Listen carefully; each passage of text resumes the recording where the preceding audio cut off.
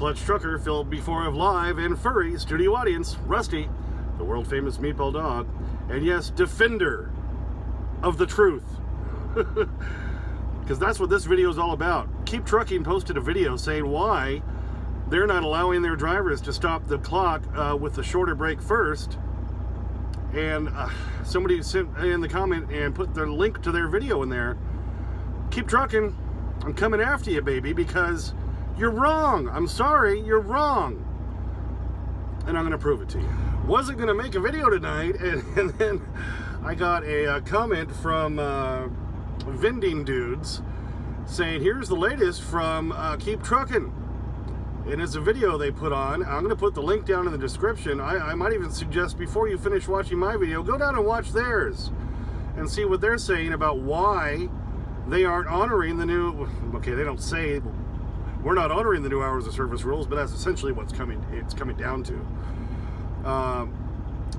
Their excuses as to why they're not honoring the new hours of service rules and the split sleeper berth and allowing you to stop your 14 with the first shorter break. I've had quite a few comments today from various people saying I'm wrong, I'm explaining it wrong, that the only way for you to do the split sleeper berth break to stop both periods is it has to be paired, which is true, but they're saying it doesn't count until after the second break is complete, which is just wrong. Okay? Read the rules. Go back to the FMCSA website and read the rules carefully. Read the entire document. Listen to the FMCSA question and answer webinar. I have done all of that, and I know people keep harping on me because I say I've read the whole thing, but I have read the whole thing because I wanted to make sure I was completely informed. And people who keep arguing with me saying that I'm getting it wrong, well, you know, maybe ultimately you'll be right and I'll be proved wrong, but I don't think so. I think I'm right on this. Here's the exact wording directly from the FMCSA website for the split sleeper berth provision. One off-duty period, in parentheses, in or out of sleeper berth, close parentheses, is at least 2 hours long. First part. Second part, the other involves at least 7 consecutive hours in the sleeper berth. Okay. Third part, both periods added together must equal at least 10 hours. Okay.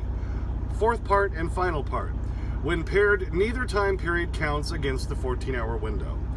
And this is what a lot of people have been arguing with me about. They were saying, well, yes, but you can't get those other 2 hours back until after both of them are done, because it says when paired.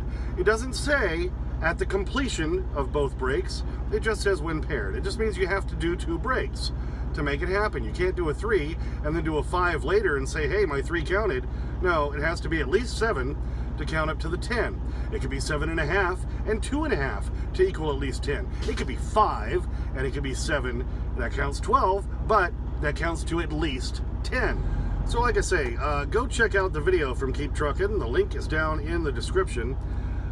Because Travis Baskin, head of regulatory affairs, did this little video explaining why Keep Truckin is not allowing you to stop your clock if you're using the shorter break first.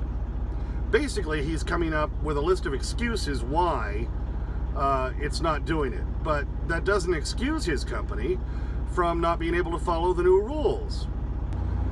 Here's what Travis Baskin had to say. He said, well, when the 7 is first in the sleeper, their system will assume that that's the first of a split pair.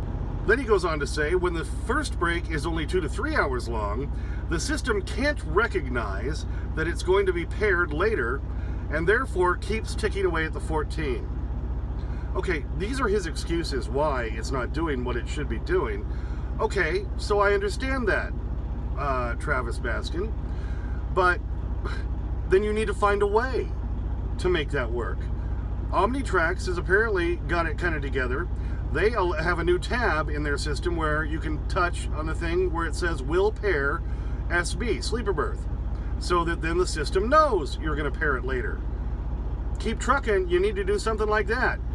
Don't just give us the excuse that that's why your system is not recognizing it. Okay, you've told us why it's not recognizing that, but guess what? That means you need to write new software to allow your drivers to let it recognize that. He goes on to say also that the system can't be sure that you're in a vehicle equipped with sleeper berth to allow that. based on your first short break. Again, update your software, and you should have a tab on there, something that says, yes, I'm in a vehicle that has a sleeper compartment, so that then maybe that would help it recognize the fact that maybe you're doing the first of two that are going to be paired together for your split sleeper berth. Basically, all Keep Truckin's video from Travis Baskin does is just give excuses as to why their system isn't recognizing that and isn't allowing you to take advantage of the new rules.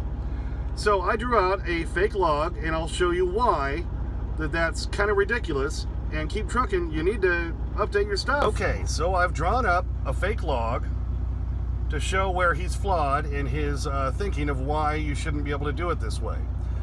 All right, coming out of the sleeper berth at 2 in the morning, right there, okay? So you drop down pre-trip in Bunghole, Indiana. 15 minutes, you drive for 2 hours to 4:15 in the morning. You take a break at Flatface, Indiana, and you decided to go and maybe take a shower, get something to eat, so you took an hour and a half. Then you drop back down at 5:45 to the driving line, and you drive for 3 hours till 8:45 a.m. to fuel in Earwax, Ohio. Okay, you show 15 minutes doing that. Then you take another half-hour break after that. You're going to walk the dog, do whatever you want to do, okay? At 9:30, you go back onto the driving line, and you drive for 1, 2, 3 more hours until 12:30, and that's when you hit your shipper. And so you load there at Nose Hair, Pennsylvania at 12:30, show 15 minutes loading.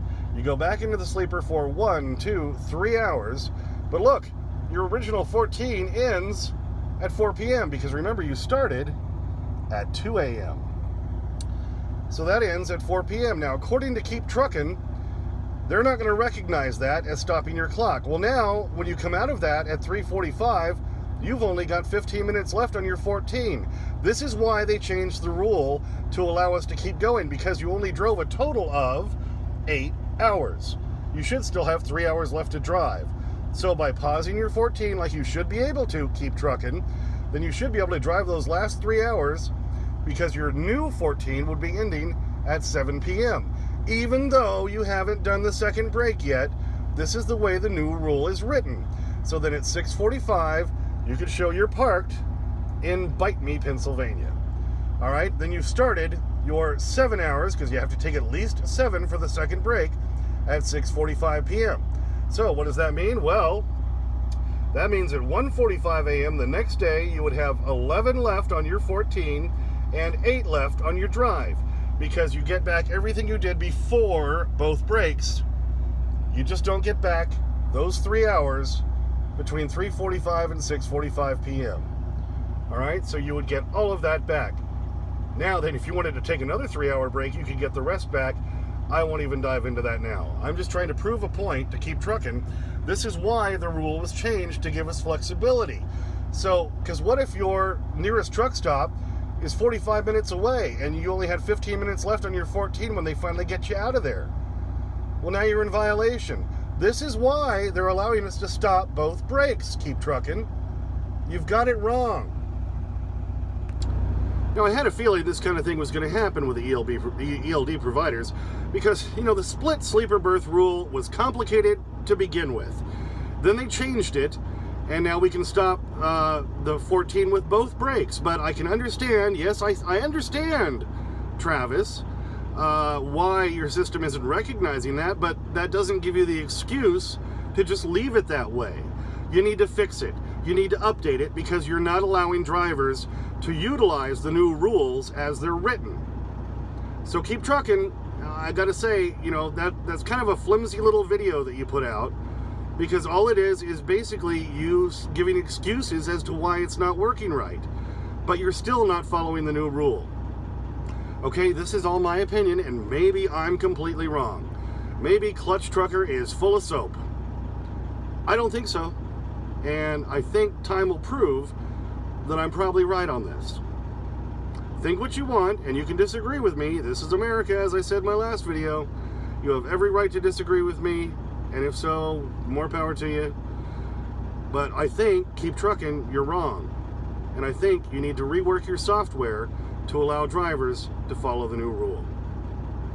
All right, hey, thanks for tuning in. As always, please subscribe. Please like, please comment, get to your comments. Sometimes takes a day or two, and sometimes it forces me to make a video. Ring the bell for notification. As always, sniff that magic YouTube fairy dust. Clutch out.